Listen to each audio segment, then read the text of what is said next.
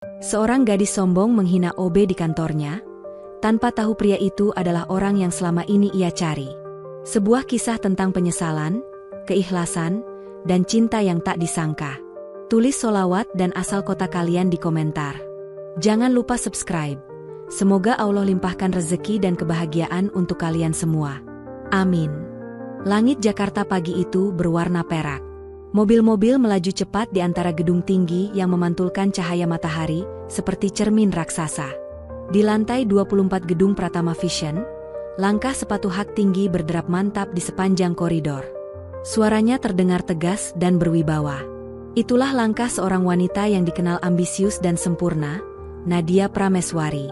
Umurnya baru 28 tahun, namun sudah menduduki posisi project director di perusahaan periklanan paling bergengsi di Jakarta. Otaknya tajam, lidahnya cepat, dan gengsinya menjulang tinggi. Bagi Nadia, hidup adalah panggung, dan ia selalu menjadi pemeran utamanya. Tak ada ruang untuk kesalahan. Tak ada tempat untuk orang kecil. Pagi itu, Nadia tengah menyiapkan proposal penting untuk kampanye besar bertajuk Suara Hati Nusantara. Sebuah proyek bernilai miliaran rupiah yang bisa melambungkan namanya ke puncak karir. Segala sesuatu harus sempurna. Tidak boleh ada noda, bahkan di meja kerjanya. Namun takdir terkadang datang dengan cara yang aneh. Di saat Nadia sedang menata presentasinya, seorang petugas kebersihan masuk dengan langkah hati-hati membawa nampan berisi kopi. Namanya Rian Saputra, seorang OB baru yang dikenal sopan dan rajin. Tapi di mata Nadia, ia hanya bayangan yang tak perlu diperhatikan. Saat Rian hendak meletakkan kopi di meja, ujung nampan itu sedikit miring. Setetes kopi tumpah, jatuh tepat di tas kulit mahal milik Nadia. Dalam sekejap, ruangan hening berubah menjadi tegang. "Apa kamu punya mata?" Suara Nadia meninggi. Tatapannya tajam seperti pisau. Rian menunduk dalam. "Maaf, Bu, tadi lantainya licin. Saya tidak sengaja." "Tidak sengaja?" Nadia menyeringai sinis. "Kamu tahu harga tas ini? Gaji kamu setahun pun tidak cukup untuk menggantinya." Rian hanya diam. Di matanya ada penyesalan, tapi juga ketenangan. Ia mengangguk pelan, mengambil kain, lalu membersihkan tumpahan itu tanpa kata. Nadia berdiri dengan wajah masam, lalu berkata dingin, "Cepat bersihkan. Setelah itu buatkan aku kopi baru. Americano, double, less water, tanpa gula, dan pakai biji kopi Colombia di lemari VIP. Cepat." Tanpa menunggu jawaban, Nadia berbalik. Langkah sepatunya menggema hingga pintu tertutup rapat. Rian menarik napas dalam. Ia bukan marah, hanya menatap noda di tas itu seperti sedang melihat sesuatu yang jauh lebih dalam daripada sekadar tumpahan kopi. Di atas meja, tumpukan kertas proposal tergeletak tak rapi. Rian melihat sekilas judul di halaman depan, Kampanye Suara Hati Nusantara. Ia membaca cepat, hanya beberapa baris, lalu keningnya berkerut. Ada sesuatu yang salah. Target pasar yang disebutkan dalam data itu terasa asing bagi nuraninya. Sebagai anak dari keluarga pengrajin kecil di kampung, ia tahu persis dunia yang sedang dibicarakan. Tapi ia sadar diri. Ia hanyalah petugas kebersihan. Tidak pantas ikut campur dalam urusan orang besar. Namun, jauh di dalam hatinya, Rian tahu cepat atau lambat, perempuan itu akan butuh bantuan darinya, meski mungkin tidak akan pernah mengakuinya. Hari berganti siang. Ruang rapat besar Pratama Vision dipenuhi aroma parfum mahal dan suara tawa yang dibuat-buat. Di ujung meja panjang, Nadia duduk dengan laptop terbuka. Di hadapannya terpampang presentasi megah tentang Suara Hati Nusantara. Slide demi slide berjalan sempurna, semua mata tertuju padanya. Ia percaya, hari ini akan menjadi hari kemenangannya. Namun, nasib berkata lain. Direktur utama, Pak Herman, menyandarkan punggungnya ke kursi, lalu berkata dengan nada datar, "Ide kamu bagus, Nadia. Tapi, terlalu dingin. Terlalu formal. Aku tidak merasakan suara hati di dalamnya." Kata-kata itu bagai pisau. Senyum Nadia membeku. Ia mencoba menahan diri. "Maksud Bapak, perlu revisi di bagian visual?" Pak Herman menggeleng. "Bukan. Aku bicara tentang rasa. Kampanye ini bertujuan menyentuh rakyat kecil, Tapi kamu justru bicara dengan bahasa langit. Aku butuh sesuatu yang lebih manusiawi. Hening sejenak. Semua orang saling pandang, lalu pelan-pelan menunduk, tak berani bicara. Rapat itu berakhir tanpa tepuk tangan, tanpa ucapan selamat. Bagi Nadia, itu adalah tamparan keras. Ia berjalan kembali ke ruangannya dengan wajah dingin, tapi langkahnya berat. Di dalam dadanya, rasa malu bercampur amarah. Sesampainya di ruang kerja, ia mendapati secangkir kopi baru sudah terhidang di meja. Aroma harum biji Kolombia menguar lembut. Rian baru saja hendak keluar saat Nadia memanggilnya. "Kopi ini kamu yang buat?" Suaranya tajam. Rian menoleh, sedikit gugup tapi tetap sopan. "Iya, Bu. Saya sudah ganti dengan yang baru." Nadia menatapnya sesaat, lalu berkata dingin, "Kali ini tidak tumpahkan." Rian menunduk. "Tidak, Bu. Tapi..." Ia ragu sejenak sebelum melanjutkan. "Kalau boleh, saya ingin bilang sesuatu tentang proyek Ibu." Alis Nadia terangkat tinggi. "Kamu? Tentang proyek?" Suaranya syarat ejekan. Rian menatapnya dengan ketulusan yang sulit dijelaskan. "Maaf kalau saya lancang. Tapi saya tadi sempat baca sedikit proposal Ibu waktu membersihkan meja. Tentang kampanye Suara Hati Nusantara. Saya cuma merasa, mungkin orang-orang di kampung saya tidak akan mengerti pesan yang Ibu tulis." Nada ruangan seketika berubah. Nadia mendengus. "Kamu pikir kamu siapa? Pengamat pasar?" Rian hanya diam, tapi tatapannya tenang. "Saya cuma orang kampung, Bu. Tapi saya tahu bagaimana perasaan orang kecil saat mereka merasa diabaikan." Ucapan itu menancap seperti paku di hati Nadia. Ia ingin membalas, tapi entah kenapa, kata-kata itu justru bergema di kepalanya. Tanpa bicara lagi, Rian menunduk dan pergi meninggalkan ruangan. Sementara Nadia hanya memandangi secangkir kopi itu dengan tatapan kosong. Ada sesuatu dalam cara Rian berbicara yang membuat dadanya sesak, seolah ia baru saja disindir oleh kenyataan. Sore menjelang. Hujan turun di luar jendela. Di antara gemericik air, Nadia membuka kembali proposalnya. Ia membaca ulang setiap kata, setiap kalimat, dan baru sadar, semua memang terasa kosong. Hanya angka, grafik, dan slogan tanpa jiwa. Tiba-tiba ia teringat wajah Rian. Kata-katanya tadi terus terulang di benak Nadia. "Saya tahu bagaimana perasaan orang kecil saat mereka merasa diabaikan."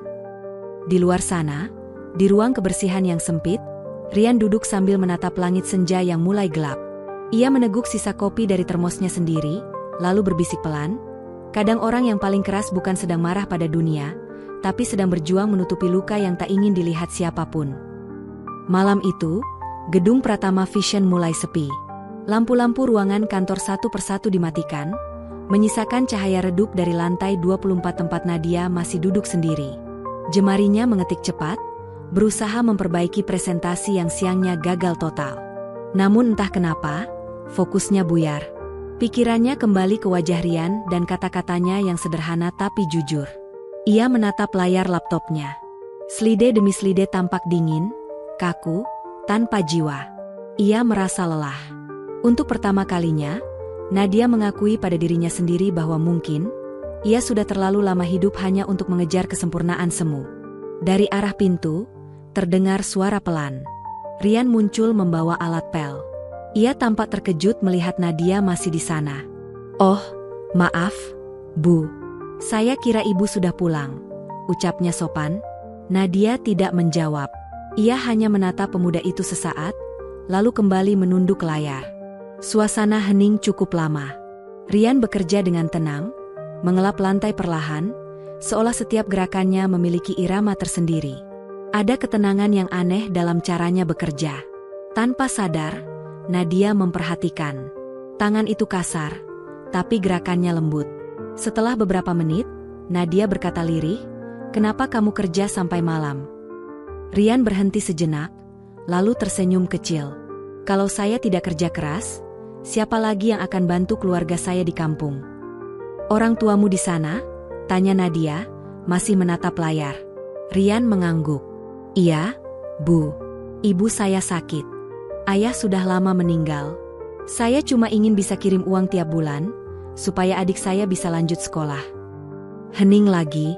Hanya suara pel yang menyentuh lantai dan detik jam dinding yang terdengar.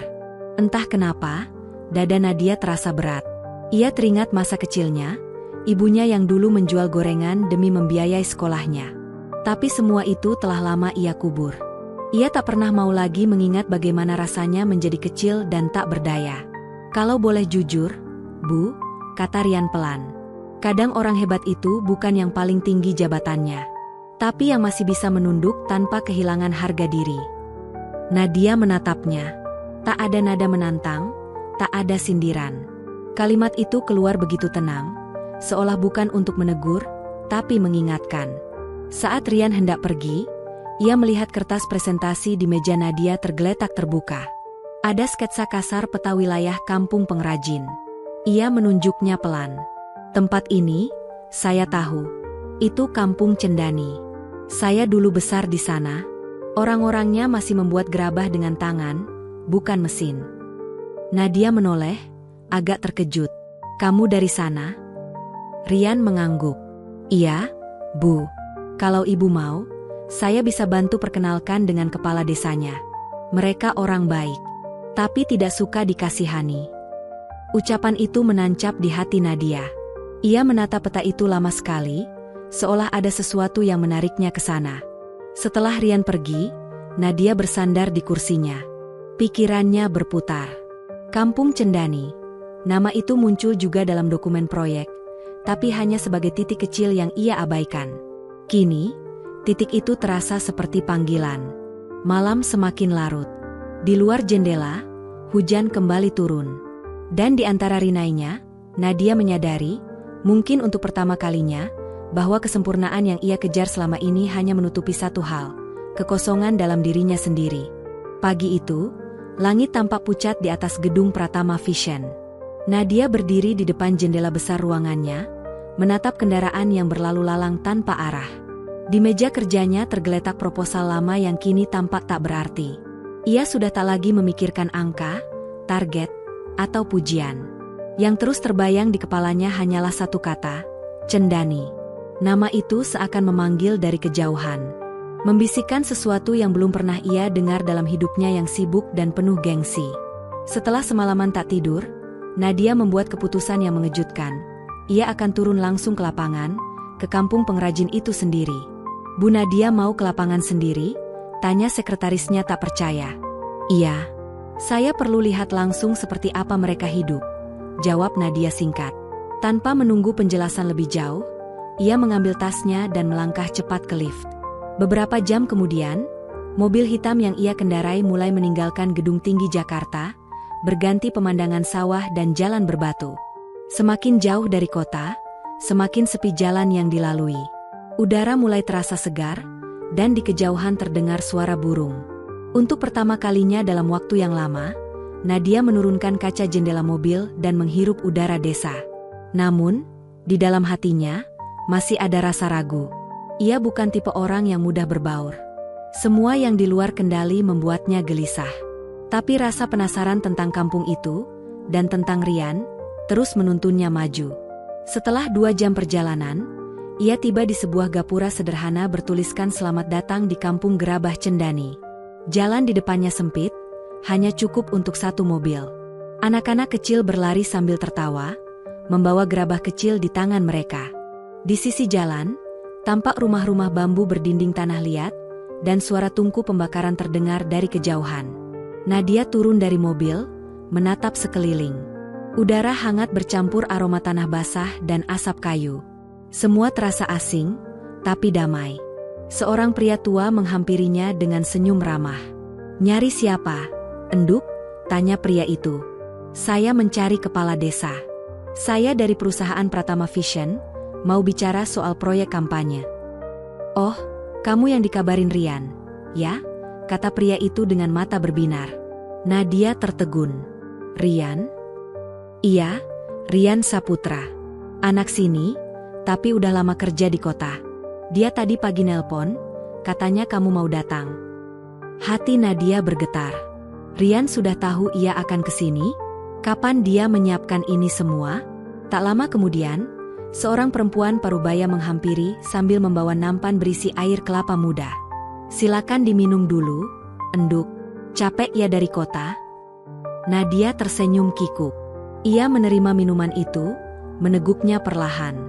Rasanya manis alami, jauh dari kopi mahal yang biasa ia minum di kantor. Untuk pertama kali, Nadia merasa tenang. Namun, ketenangan itu hanya sebentar. Saat ia berkeliling kampung, matanya tertuju pada tangan-tangan pengrajin yang penuh retakan, bekerja keras di panasnya api tungku. Mereka tersenyum, meski peluh menetes deras. Di antara mereka, Nadia melihat anak kecil membuat gerabah kecil berbentuk hati.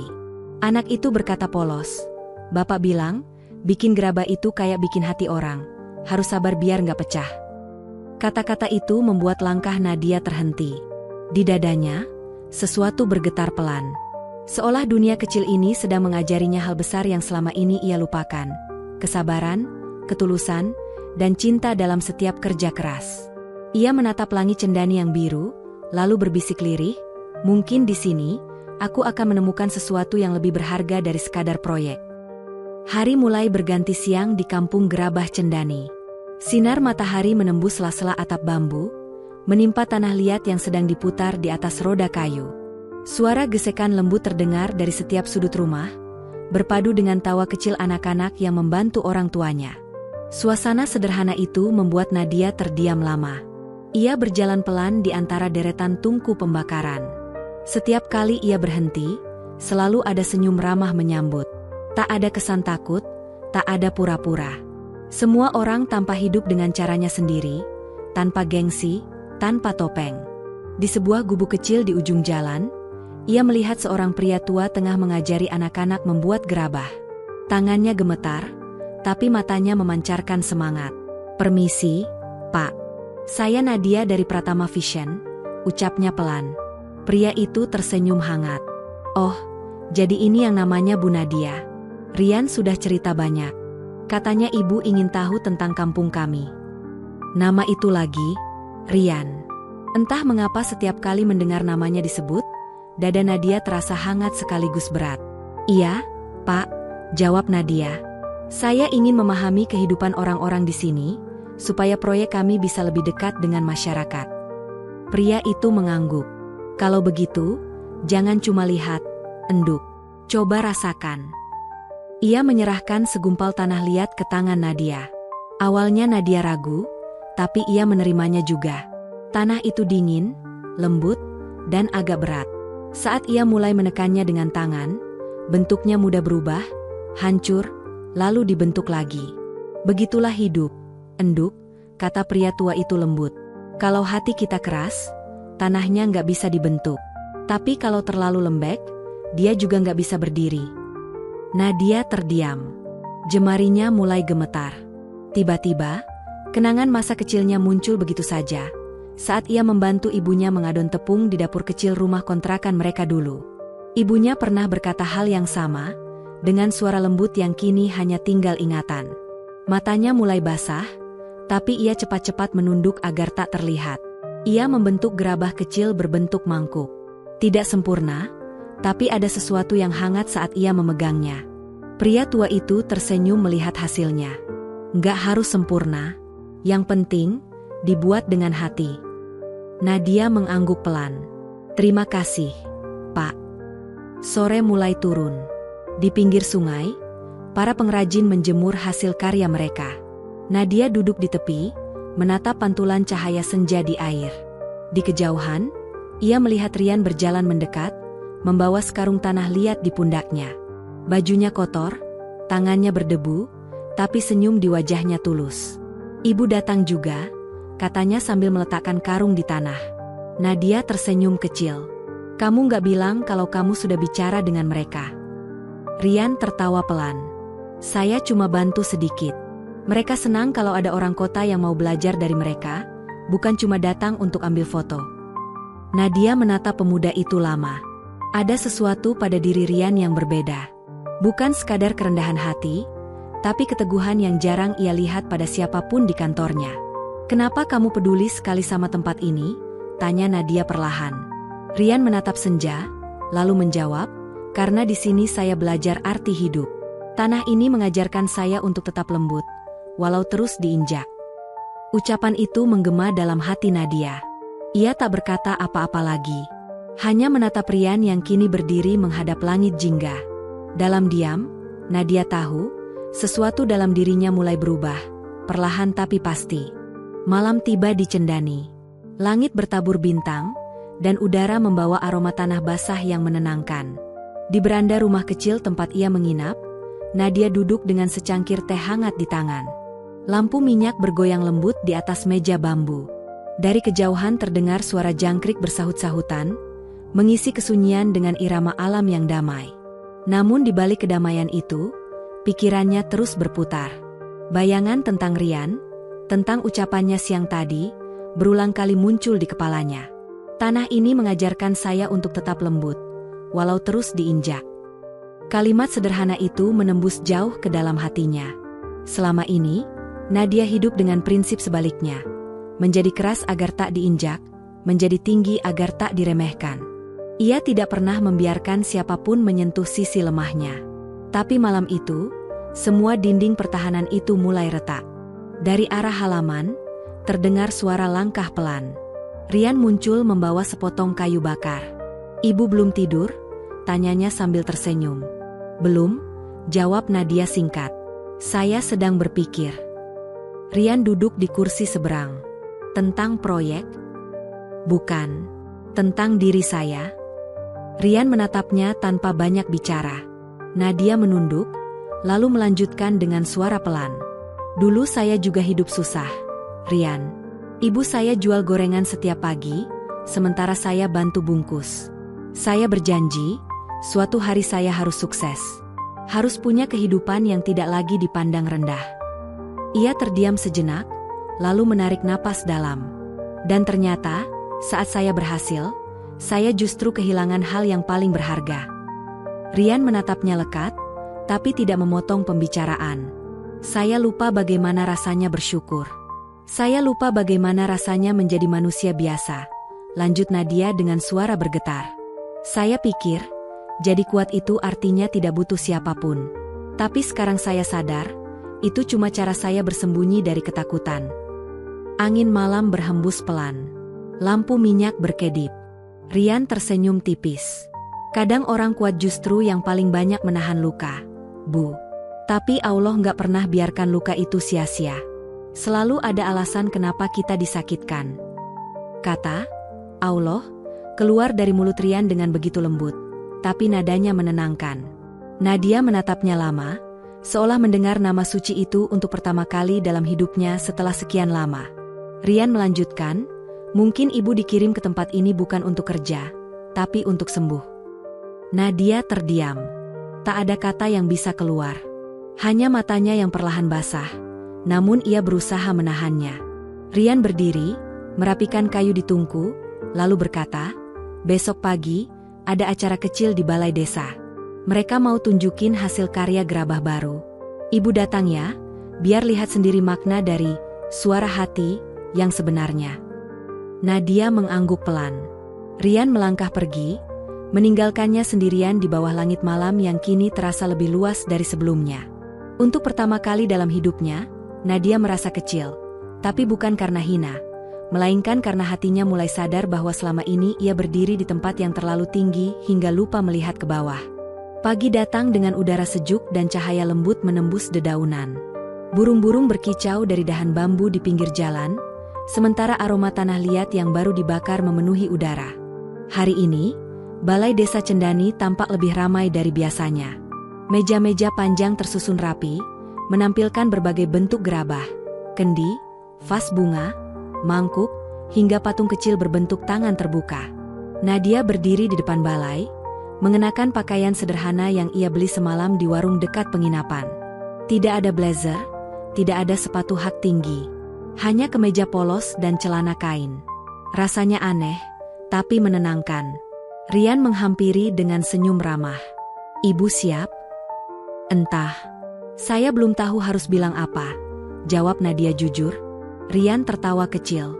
"Kadang, tidak semua hal perlu dikatakan. Cukup dirasakan." Acara dimulai. Seorang ibu paruh baya maju ke depan, memperkenalkan hasil karya anak-anak muda desa. Mereka menampilkan gerabah yang setiap ukirannya menceritakan kisah. Ada yang tentang perjuangan hidup, ada tentang kehilangan, dan ada pula tentang harapan. Satu karya menarik perhatian Nadia. Sebuah guci besar dengan ukiran tangan-tangan kecil di sekelilingnya. Di bawahnya tertulis, "Hati yang tersentuh tidak pernah kering." Ia mendekati guci itu, menyentuh permukaannya perlahan. Kasar tapi hangat. Seolah setiap sidik jari yang menempel di situ membawa cerita. "Rian," ucapnya pelan. "Siapa yang membuat ini?" Rian menatap guci itu, lalu menjawab lirih, "Anak yatim di kampung ini. Mereka bilang, setiap tangan di ukiran itu adalah doa untuk orang-orang yang pernah membantu mereka." Nadia menelan ludah. Tenggorokannya terasa kering. Ia tidak tahu kenapa air mata menetes begitu saja. Selama ini, ia bekerja keras membuat kampanye dengan slogan-slogan besar. Tapi di sini, di tengah tanah liat dan tangan-tangan kasar itu, ia baru benar-benar mendengar suara hati yang sebenarnya. Kepala desa menghampiri. "Bu Nadia, kami dengar ibu mau bantu promosikan karya kami." Nadia menatap sekeliling, lalu mengangguk mantap. "Iya, Pak. Tapi bukan sebagai proyek. Saya ingin membuat ini jadi gerakan. Kampanye yang menceritakan manusia, bukan angka. Biar dunia tahu bahwa suara dari kampung kecil seperti ini bisa menggetarkan hati banyak orang." Semua orang bertepuk tangan, sederhana tapi tulus. Rian hanya tersenyum dari kejauhan, memperhatikan perubahan pada diri wanita yang dulu memandangnya dengan tatapan dingin. Kini, mata Nadia berbeda. Tidak lagi sombong, tidak lagi angkuh, tapi penuh kehidupan. Siang itu, setelah acara selesai, Nadia duduk di tepi sungai. Ia menatap air yang mengalir lembut, membawa pantulan langit biru di permukaannya. Rian datang membawa 2 cangkir teh hangat. "Kalau kopi bikin sibuk, teh bikin tenang," katanya sambil duduk di sebelahnya. Nadia tertawa kecil. "Kamu ini selalu punya filosofi di balik segelas minuman, ya?" Rian tersenyum, lalu berkata pelan, "Kadang, hal sederhana justru yang paling bermakna." Mereka berdua terdiam. Hanya suara air sungai yang mengalun tenang. Dalam hati Nadia, muncul perasaan baru yang belum pernah ia rasakan sejak lama. Perasaan damai, dan mungkin, rasa kagum yang tumbuh perlahan terhadap pria sederhana itu. Namun jauh di dalam hati Rian, tersimpan satu rahasia besar yang belum sempat ia ungkapkan. Sebuah kebenaran yang akan mengubah pandangan Nadia tentang dirinya selamanya. Malam turun perlahan di desa Cendani. Lampu minyak di beranda rumah warga mulai menyala satu persatu, menebar cahaya temaram yang lembut. Angin membawa suara jangkrik yang berpadu dengan gemericik air dari sungai kecil di belakang rumah Rian. Nadia duduk di kursi bambu, menatap langit yang dipenuhi bintang. Rian belum juga muncul. Ia bilang akan mengambil sesuatu di rumah tua di ujung jalan. Tapi sudah hampir setengah jam berlalu, dan Nadia mulai gelisah. Ketika langkah kaki mendekat, ia mendongak. Rian datang membawa sebuah kotak kayu tua yang sudah lapuk di beberapa sisi.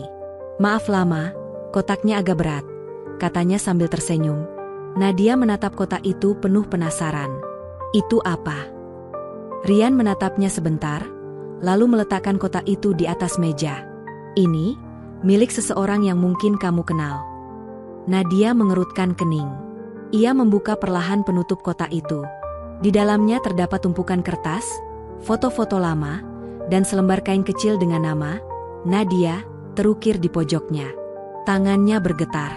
"Ini, dari mana kamu dapat ini, Rian?" Rian menarik napas panjang. "Dari ayahku. Ia dulu adalah kepala panti di kota tempat kamu pernah tinggal waktu kecil." Nadia terdiam. Matanya membesar. Suara Rian terdengar makin berat. "Ayahku pernah bilang, ada seorang anak kecil bernama Nadia yang diadopsi oleh keluarga kaya setelah terjadi kebakaran besar di panti. Ia kehilangan semua data tentang asal-usulnya. Dan selama bertahun-tahun, aku berjanji akan mencarinya. Karena anak itu bukan orang asing bagiku." Nadia menatap Rian tanpa suara. "Aku mengenalmu, Nat," lanjut Rian pelan. "Kita dulu sering bermain bersama di halaman panti. Kamu suka mencampur tanah liat dengan bunga Kamboja. Kamu bilang, kamu ingin membuat rumah kecil dari tanah dan bunga, supaya semua orang bisa merasa damai di dalamnya. Air mata Nadia jatuh begitu saja. Semua kenangan samar yang selama ini terkubur dalam pikirannya seolah terbuka lagi. Suara tawa, nyanyian anak-anak panti, dan bayangan seorang anak laki-laki yang selalu membantunya membuat mainan tanah. Itu, kamu, suaranya bergetar. Rian mengangguk. Iya. Tapi setelah panti terbakar, aku tidak pernah melihatmu lagi. Sampai akhirnya aku melihatmu di kantor kota itu, dengan tatapan yang seolah ingin menolak semua yang sederhana. Aku tahu saat itu, kamu sudah berubah, tapi hatimu masih sama. Hanya tertutup oleh dunia. Nadia menutup mulutnya, menahan tangis yang tak terbendung. Kenapa kamu tidak bilang dari awal? Rian menatapnya lembut. Aku takut. Takut kamu tidak percaya. Takut kamu berpikir aku mendekatimu karena masa lalu. Aku ingin kamu mengenalku lagi, bukan sebagai kenangan, tapi sebagai seseorang yang benar-benar kamu lihat. Sun. Hanya suara malam dan desir angin yang menemani mereka. Nadia memejamkan mata, lalu menatap Rian lagi dengan air mata menetes perlahan. Rian, aku bahkan tidak tahu harus berkata apa. Rian tersenyum samar. Tidak perlu berkata apapun. Aku cuma ingin kamu tahu, kamu tidak pernah sendirian. Malam itu, bintang seolah lebih terang dari biasanya. Dua jiwa yang pernah terpisah oleh waktu kini duduk berdampingan, saling menatap tanpa kata. Namun di balik kehangatan itu, ada satu pertanyaan yang belum terjawab. Apakah Nadia bisa memaafkan dirinya sendiri atas semua kesombongan dan ketidaktahuan di masa lalu? Dan apakah kisah mereka benar-benar bisa dimulai lagi? Dari tanah cendani yang penuh kenangan? Fajar menembus celah jendela kayu, membangunkan Nadia dari tidur yang tidak sepenuhnya nyenyak. Matanya bengkak, pikirannya masih dipenuhi bayangan malam tadi. Kata-kata Rian terus terulang di kepalanya, seperti gema yang tidak mau hilang. Ia bangkit perlahan, melangkah keluar. Udara pagi cendani begitu segar, embun masih menggantung di ujung daun. Dari kejauhan, terlihat Rian sedang membantu warga memindahkan tanah liat ke tempat pengeringan. Ia tertawa, bercanda dengan anak-anak kecil yang ikut menonton. Pemandangan itu membuat dada Nadia terasa hangat, tapi juga sesak. Ada sesuatu yang harus ia lakukan, sesuatu yang menuntut keberanian. Setelah warga bubar, Nadia menghampiri Rian. Kita perlu bicara. Rian berhenti, menatapnya tenang. Tentu. Tentang apa? Semua ini, ucap Nadia lirih. Tentang aku, tentang kamu, tentang masa lalu yang baru saja kamu buka. Mereka duduk di bawah pohon beringin dekat sawah, tempat yang sunyi dan teduh. Nadia menatap tanah, jari-jarinya meremas ujung bajunya sendiri. Aku ingin jujur, katanya. Selama ini, aku selalu berpikir bahwa aku bisa mengatur segalanya. Bahwa dengan kekuasaan dan uang, aku bisa menghormati diriku sendiri tanpa perlu menghormati orang lain. Tapi ternyata aku salah. Rian diam, mendengarkan. Nadia melanjutkan dengan suara bergetar. Ketika pertama kali melihatmu di kantor, aku merasa terganggu. Bukan karena kamu kotor atau miskin, tapi karena kamu mengingatkanku pada sesuatu yang aku coba lupakan, masa lalu yang tidak sempurna. Ia menarik napas panjang, menatap wajah Rian dengan mata basah. Dan sekarang aku tahu, kamu adalah bagian dari masa lalu itu. Bagian dari diriku yang dulu penuh harapan dan ketulusan. Rian menatapnya lembut, tapi ada sedikit kesedihan di matanya. Nat, aku tidak pernah ingin membuatmu merasa bersalah. Aku hanya ingin kamu tahu siapa aku. Siapa kita dulu. Nadia menunduk. Aku tahu. Tapi kamu juga harus tahu satu hal, Rian. Rian menatapnya, menunggu. Aku akan segera kembali ke kota. Proyek di sini sudah hampir selesai. Setelah ini, aku mungkin tidak akan bisa sering datang lagi. Suasana hening. Angin berhembus lembut, menggerakkan ujung rambut Nadia. Jadi ini, perpisahan? Tanya Rian pelan. Aku tidak tahu, jawab Nadia jujur. Aku hanya butuh waktu untuk memahami semuanya. Tentang diriku, tentang kita. Rian tersenyum, meski jelas terlihat bahwa senyum itu menahan rasa sakit. Kalau begitu, aku tunggu, katanya pelan. Tidak peduli berapa lama. Karena aku percaya, hati yang tulus pasti menemukan jalannya sendiri. Nadia tidak bisa menahan air mata lagi. Ia berdiri perlahan, lalu pergi tanpa menoleh. Rian hanya memandangi punggungnya yang semakin jauh, hingga akhirnya hilang di balik jalan tanah yang berdebu. Di hatinya, ada harapan yang samar, seperti cahaya kecil di ujung malam. Ia tahu, mungkin waktu akan memisahkan mereka lagi. Tapi kali ini, ia tidak menyesal telah berkata jujur.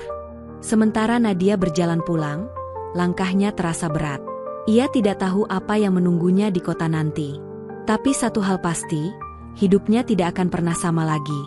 Ia telah menemukan sesuatu yang lebih berharga dari ambisi, kebenaran, dan seseorang yang selalu percaya padanya sejak dulu. Namun tanpa ia sadari, keputusan yang menunggunya di kota nanti akan menguji apakah hatinya benar-benar sudah berubah. Kembali ke kota, suasana terasa jauh berbeda. Jalanan sibuk, suara klakson bersahutan, dan gedung-gedung tinggi menjulang tanpa menyisakan ruang bagi keheningan. Nadia menatap dari balik jendela mobilnya, merasakan sesuatu yang aneh di dadanya. Seperti ada ruang kosong yang tidak bisa diisi oleh kemewahan apapun. Di kantor, ia disambut sorak dan tepuk tangan. Proyek Cendani dianggap sukses besar.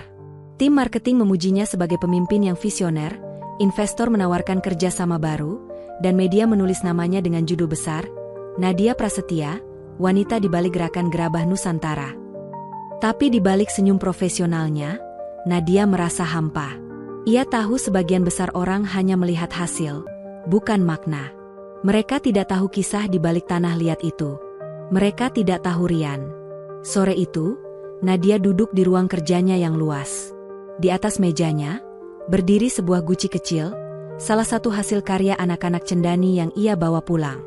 Di permukaannya ada ukiran halus berbentuk tangan, sama seperti yang dilihatnya waktu itu di balai desa. Ia memegang guci itu lama, lalu tersenyum pahit. "Rian, apa kamu masih menunggu di sana?" bisiknya pelan. Tiba-tiba pintu ruangannya diketuk. Seorang pria masuk dengan setumpuk berkas di tangan. "Bu Nadia, ini draft kontrak baru dari perusahaan keramik internasional. Mereka tertarik bekerja sama dengan proyek Cendani. Tapi mereka ingin merek dan desainnya diubah jadi milik perusahaan. Semua keuntungan akan masuk ke pihak investor." Nadia tertegun. "Jadi, nama Cendani akan dihapus?" Pria itu mengangguk. "Iya, Bu. Tapi ini peluang besar. Kontraknya bernilai miliaran." Nadia memandang tumpukan berkas itu. Uang, kekuasaan, pengakuan. Semua hal yang dulu ia kejar tanpa henti. Tapi kini, entah kenapa semua itu terasa berat. Seperti beban yang menekan dadanya. Dalam pikirannya, terbayang wajah anak-anak desa yang tertawa saat memegang tanah liat, tangan-tangan mereka yang kotor tapi penuh semangat. Terbayang pula Rian, dengan senyum sabarnya, yang pernah berkata, "Kadang, hal sederhana justru yang paling bermakna." Nadia menatap berkas itu sekali lagi, lalu mendorongnya pelan menjauh. "Tidak, proyek ini tidak untuk dijual." Pria itu tampak terkejut. "Tapi, Bu." "Saya bilang tidak," ucap Nadia tegas. "Cendani bukan sekadar nama. Itu jiwa dari orang-orang yang percaya bahwa keindahan lahir dari ketulusan. Kalau saya menjual itu, saya bukan hanya kehilangan proyek, tapi kehilangan diri saya sendiri." Suasana ruangan mendadak hening. Setelah pria itu pergi, Nadia bersandar di kursinya, menatap langit senja yang berubah jingga di balik kaca tinggi. Ia tahu, keputusannya akan menimbulkan banyak pertanyaan, mungkin juga kemarahan dari atasan dan investor. Tapi untuk pertama kalinya dalam hidupnya, ia tidak takut. Malamnya, Nadia menulis sebuah surat. Surat untuk seseorang yang menunggu jauh di desa Cendani. "Rian, aku akhirnya tahu apa artinya menciptakan dengan hati. Dulu aku hanya ingin dikenal, tapi sekarang aku hanya ingin dikenang dengan cara yang benar. Aku akan kembali, bukan sebagai atasan, bukan sebagai tamu, tapi sebagai seseorang yang ingin membangun dari awal. Tunggu aku di tanah itu, tempat di mana semuanya dimulai." Surat itu dikirim keesokan paginya. Namun saat tiba di desa Cendani seminggu kemudian, Nadia mendengar kabar yang membuatnya terdiam di tempat. Rian, sudah tidak di sana lagi. Langit cendani sore itu berwarna abu-abu pucat. Hujan baru saja reda, menyisakan aroma tanah basah dan udara lembab yang menenangkan. Nadia berdiri di depan balai desa dengan wajah sendu. Ia tidak menyangka akan kembali ke tempat ini dengan perasaan seperti ini, perasaan kehilangan yang begitu dalam. Kepala desa menghampirinya perlahan. "Bu Nadia," ucapnya hati-hati. "Saya tahu ini mungkin berat, tapi Rian menitipkan sesuatu sebelum dia pergi." Nadia menatapnya dengan mata berkaca-kaca. "Pergi kemana, Pak?" Kepala desa menunduk. Dia pindah ke kota sebulan lalu. Dapat panggilan dari yayasan sosial di luar pulau. Katanya, dia ingin melanjutkan mimpinya membantu anak-anak seperti dulu. Suara itu menembus dada Nadia seperti angin dingin. Ia berusaha tersenyum, tapi gagal. Dan, ini yang dia titipkan. Kepala desa menyerahkan sebuah kotak kecil dari tanah liat, diikat dengan tali pandan. Tangan Nadia gemetar saat menerimanya. Ia membuka perlahan. Di dalamnya ada secari kertas kecil dengan tulisan tangan Rian yang khas, sederhana tapi tegas. "Nak, kalau kamu membaca ini, berarti kamu sudah menemukan keberanianmu. Aku tidak ingin kamu merasa kehilangan apapun, karena sejatinya kita tidak pernah berpisah. Aku hanya berpindah tempat, dari pandanganmu ke dalam hatimu. Tanah liat yang kamu sentuh hari itu, menyimpan jejak tangan kita berdua. Bawalah satu kepingnya bersamamu, dan teruslah mencipta. Jangan biarkan dunia membuatmu lupa bagaimana rasanya menjadi manusia." Air mata Nadia jatuh tanpa bisa ia tahan. Ia memeluk kotak itu erat, seolah di dalamnya masih ada suara Rian yang lembut menenangkannya. Anak-anak kecil berlarian di halaman, tertawa sambil bermain lumpur. Seorang di antara mereka membawa